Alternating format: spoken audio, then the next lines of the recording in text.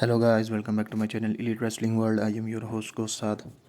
Thank you guys for joining me right here for AEW Dynamite post-show review. Dynamite is live from Winnipeg, the hometown of Kenny Omega. So, Tony Schiavone welcoming us in the ring for the contract signing for the world title match at Dynasty, but continues to get cut off by the pyro. Then Schiavone is confused until we saw Judas starts playing with Jericho written on the throne, and the returning Chris Jericho walks out to his hometown in Winnipeg, and the crowd was singing along loudly before giving him a welcome back, welcome home chants. Jericho simply comes down to the ring and said, I am home, before putting the mic down, and that was a great moment. We didn't expect that. It's a new look and interesting to see what the first program will be for Jericho. So now we cut to backstage with Jon Moxley getting his ass kicked by Will Ospreay as Wheeler Yuta tries to intervene but suffers the same fate. And security and Marina Shafir rushed in, and Ospreay is ushered out screaming that he will kill Jon Moxley. So continuing their feud and the build up for their match at Dynasty, Ospreay and Moxley.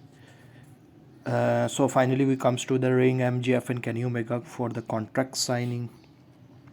Commentary tell us that if Omega instigate physicality, he will be forfeit from his title match at Dynasty. And MJF comes out first, and both men sit down and quickly put pen to the paper and making it official. Then MJF went to talk about, but was cut off by Omega, telling him to shut his mouth. Omega knows MJF rehearsed what he was going to say tonight. Omega said that Max thinks everyone is here for the champ, fooling everyone, including the boss in the back, but they are here for the hometown hero and the best wrestler, Kenny Omega. If MJF is the devil, Omega might have to be the god who strikes him down and makes sure he's never close to that title ever again. So MJF stands and applauds before kicking his feet up, laughing that this is Omega at 100%.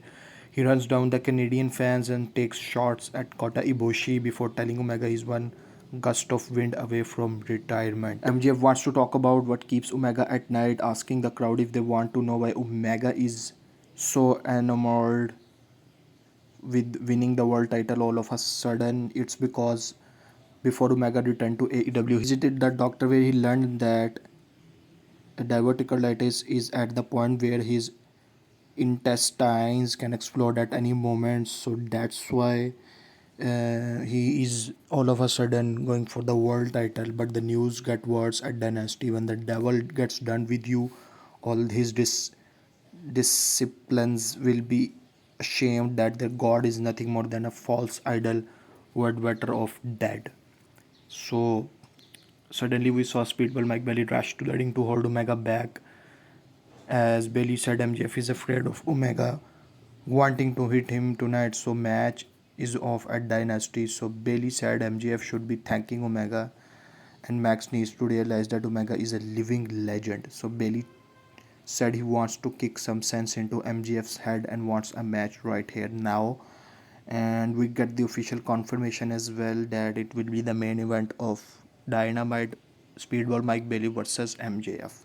Max said if Bailey wants him in the main event tonight, he's got it. He'll make an example out of him in this dump of a country.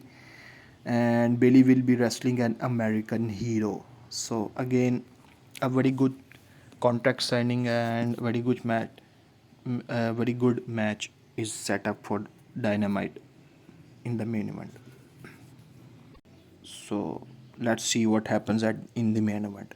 Next up is Jack Perry, Brody King, and Kenny Omega versus the Demand Trios match. Action-packed trios match to get the Winnipeg crowd going, as the Demand had plenty of offense with Gates of Agony looking especially impressive. You know, Omega was having to get the win for his team tonight as he was the hometown hero. So that what happens in the match as well. And for the match we saw A brawl breaks down outside of the ring, allowing Perry to hit a moonsault onto the pile. Perry was worked over an extended time until finally he was able to clock Ricochet with the comebacker lariat for the double down. We saw Bishop Horn led to a springboard 450 from Ricochet on Omega for a very close near fall as well. Omega wrapped up the crowd for the Terminator dive, but Ricochet cut him off with the springboard clothesline and Fosbury flop onto King outside. That looks nasty as well.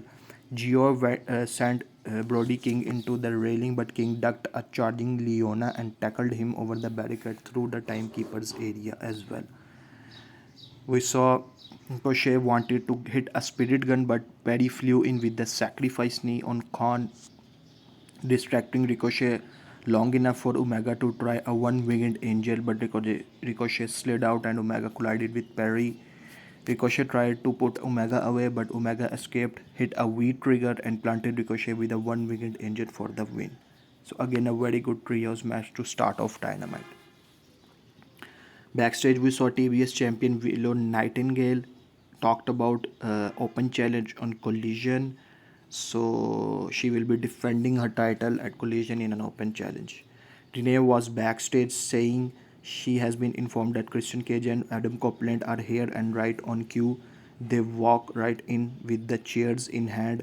Copeland said they are here to take out anyone who is in their way and has to tell Cage not to swing a chair at Renee, reminding him that she's not in their way. So Copeland and Cage barge into FTR's locker room where they find RPG Wise relaxing, telling them both FTR are on Collision tomorrow. So Cage said to Copeland that it looks like they are in their way and take out Beretta and Romero with the chairs, telling them to give FTR that message as well. So next up we are set up for Will Ospreay versus PAC one-on-one match, and PAC told Renee earlier that he couldn't care less about Ospreay's fairy tale return, and this is going to be one you can't miss. So was this at the level of their pay-per-view match last year at All Out? No. However, Ospreay's neck was the bigger story here, in how you really question if he is bitten off more than he can chew going at alone against the Death Riders. This was, of course, still an excellent match and one of the strongest ones you will see on Dynamite this year, I'm sure, as Ospreay was able to just enough to survive this match as well. Then Ospreay hits his handspring corkscrew kick for a very close near fall. Ospreay put on the brakes and countered a brainbuster followed by a 450 splash off the top rope for a very close 2 count. Then Ospreay signals for the hidden blade, but PAC wisely rolled outside, spiking DDT to Ospreay on the floor. Ospreay just broke the count at 9, but rolled right into the brutalizer, and he has to struggle to the ropes. PAC held on until the very last minute. PAC went up top and connected with the missile dropkick for a very close 2 count. PAC charged for a crossbody, but Ospreay caught him into a swinging slam into the powerbomb as well. So these two at this moment are going back and forth with each other very, very well. PAC hit a pop-up flapjack and turned Ospreay inside out with a lariat. That folded up Ospreay on his neck. That looks nasty. PAC hits the tombstone flush as he went up top for a black arrow, but before sinking in the brutalizer. Ospreay powered his way to his feet momentarily but collapsed and was about to pass out when PAC rolled through, tried to reposition only. Ospreay caught him in a roll-up for a flash pin. So again, Ospreay just survived this match. Post-match, we saw PAC went to the attack mode and jaw-jacked with the ref briefly. Julia Hart and Garcia sprinted to the ring as Claudio brings a chair in and places it around Ospreay's neck. Then Jon Moxley and Mina Shirakawa are the last to join the crew as Moxley holds Castagnoli off from pulmonizing the neck. This could have been a real bad night for him, but Moxley will give him an advice next time: use your head or you will lose it permanently. So again, a very good post-match attack, and the hype for this match is now on another level, and I'm pretty much looking forward to that match as well. Next up, we saw the women's trios match, Triangle of Madness versus Mina Shirakawa and the Brawling Birds. Thekla mocked Shirakawa to start as she missed the blind tag from Blue, who sent Shirakawa crash to the mat. We saw Mina was still able to fight back inside that and tagged Windsor, who was distracted momentarily by Hart. Then we saw Mina sent Blue crashing outside and tagged in Hayter as the Birds clobbered Hart with a double lariat as well. And we saw Hart with the double lariat wanted two birds, one stone, but Thekla tried to hit Hayter with the brass knucks. Hayter was ready, so she fed Thekla to Windsor, who hit a headbutt, and then they hit the two birds, one stone on Julia Hart for the win. And a very good win for Mina Shirakawa and the Triangle of Madness as well. So next up we saw Darby Allin music hit and he stormed out to the stage reminding MJF that he is going to hold that throttle until he sees God or AEW World Champion. So Don Callis family comes out and Don talks about how MJF has paid him well to just beat the ass of Darby Allin. So he reminded Darby that one member of Don Callis family will be facing Darby Allin at Dynasty, and it's gonna be Andrade El Idolo. So if Darby wins, he will get the world title shot against the champion. So again, a very good match is set up between Darby Allin and Andrade El Idolo for the Dynasty pay-per-view. And in the main event, we saw MJF versus Speedball Mike Bailey, an excellent main event with MJF being able to get some of the easiest heel heat possible, playing the American hero in Winnipeg. It was the perfect time to bring back the USA gear flag, as the fans wanted to see Bailey kick Max's head off. I loved that this was a match won with zero shenanigans by MJF and proved that he can be the world champion without relying on the diamond ring so often. And Bailey put up a hell of a fight, but MJF was in no way losing this one, as I enjoyed how even Omega himself had to admit he was impressed by the performance at the commentary desk. So Omega stayed for the commentary for this match. MJF comes out with the American hero flag as well, and then MJF attacked Bailey before the bell, as referee Bryce had to check to see if he was okay. Bailey said that he was okay and match started. MJF pulled Bryce in his way to avoid time adventure, getting an eye poke, sending Bailey to the floor. Bailey ducked MJF off the apron with the pump kick and followed it up with the triangle moonsault to the floor as well. Canadian crowd loudly behind Bailey, who hit a springboard dropkick back inside as he went for the ultimate weapon. Only MJF slowly rolled to the opposition apron. Thrust kick to the chops, but MJF answered with a series of strikes, charging right into a collision caused by Bailey for a 2 count.